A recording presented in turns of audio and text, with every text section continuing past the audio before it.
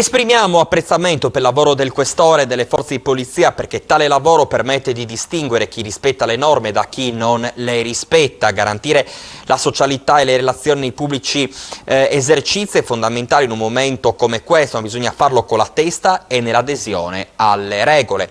È evidente che in alcuni casi c'è stata la deliberata e grave volontà di non rispettarle, per cui non si può che agire in modo deciso. Queste le parole del sindaco Alessandro Ciriani, sindaco della città di Pordenone, che è intervenuto a commento del duro confronto che il questore ha avuto con alcuni esercenti della città, in particolare titolari di bar. Ricordiamo 2 proprio a Pordenone sono stati chiusi per 25 giorni. E non poteva non arrivare il commento di Raffaele Padrone, vice segretario nazionale di FSP Polizia di Stato. Lo sentiamo. Ben ritrovati cari telespettatori, grazie direttore per l'opportunità. Eccoci nuovamente questo lunedì 14 dicembre con i minuti dedicati alla sicurezza. Quest'oggi voglio partire con i dati relativi ai controlli. Nella sola giornata di ieri sono state controllate 80.285 persone. 1.058 sono le persone sanzionate perché non si attenevano alle disposizioni anti-Covid.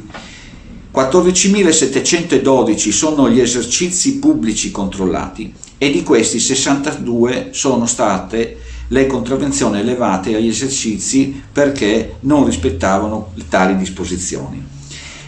Il dato che mi angoscia leggere ogni volta però è sapere che ci sono persone che si trovavano in quarantena perché positive al Covid e sono state trovate fuori dalla propria abitazione. Nella giornata di ieri sono 15 le persone che sono state trovate fuori e denunciate all'autorità giudiziaria. 20 invece sono state le chiusure in tutto il territorio nazionale. È da questo dato che voglio dirvi quello che penso stasera riguardo a un episodio increscioso che è capitato. Io credo che ultimamente ci siano state tantissime chiusure, cioè le disposizioni parlano chiaro. Le disposizioni dicono che in questi ultimi giorni, dicono che i bar possono aprire, la gente si deve tenere a determinate regole, ovvero il gestore è tenuto a far rispettare le regole, che sono quelle che dalle 11 di mattina alle 18 di sera, orario di chiusura, le persone devono stare sedute e non si possono servire persone in piedi. Noi quando arriviamo per fare normali controlli imposti dal Dipartimento ma anche dal Ministro della Salute e comunque a far rispettare le regole per la salute dei cittadini, di tutti i cittadini, non solo le vostre ma anche le nostre, arriviamo e troviamo un locale che alle 7 o alle 19:30 è ancora aperto, oppure ci sono persone al banco anziché stare sedute, siamo costretti a fare una contravvenzione.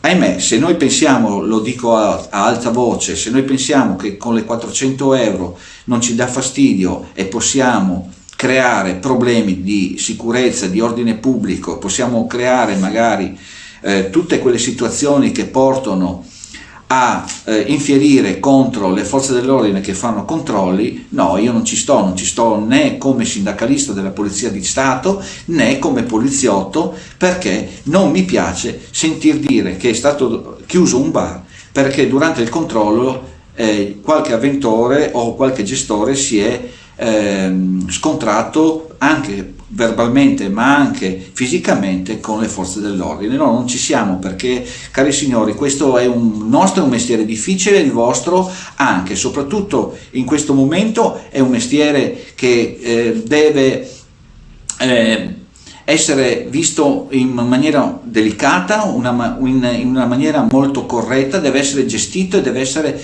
svolto in maniera professionale, più che mai che in altri tempi, perché si possono incorrere sì delle contravvenzioni, ma si può mettere a rischio la vita degli altri.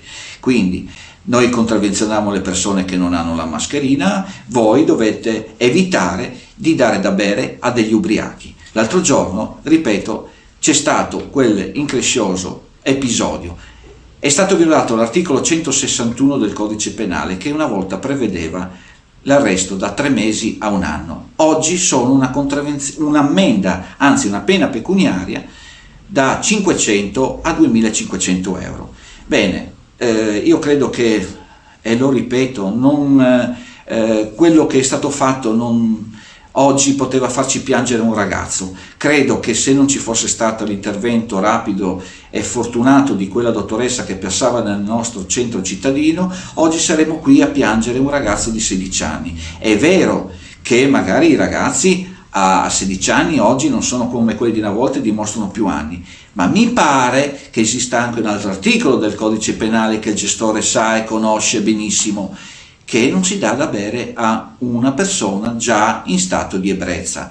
Allora io mi chiedo, è possibile che dobbiamo rischiare una contravvenzione, una chiusura totale, una revoca del REC, quindi della licenza, caro gestore, perché dovevamo guadagnare quei pochi decine di euro? No, io credo che non ci siamo nel rispetto dei ragazzi, nel rispetto delle famiglie che potevano piangere un loro caro, nel vostro rispetto per la vostra professionalità, ma nel rispetto anche nostro. Quindi non vogliamo passare per sceriffi, ma vi prego di comportarvi anche nel rispetto di chi chiude e si attiene alle regole, perché se la regola è chiudere alle 18, tu o voi dovete chiudere alle 18. Questa è la regola e atteniamoci a questo. Forse potremo salvare anche delle vite, non lo so, però sta di fatto che così non si va avanti, non c'è la collaborazione tra voi e noi e gli uomini delle forze dell'ordine. Ci vediamo la prossima settimana.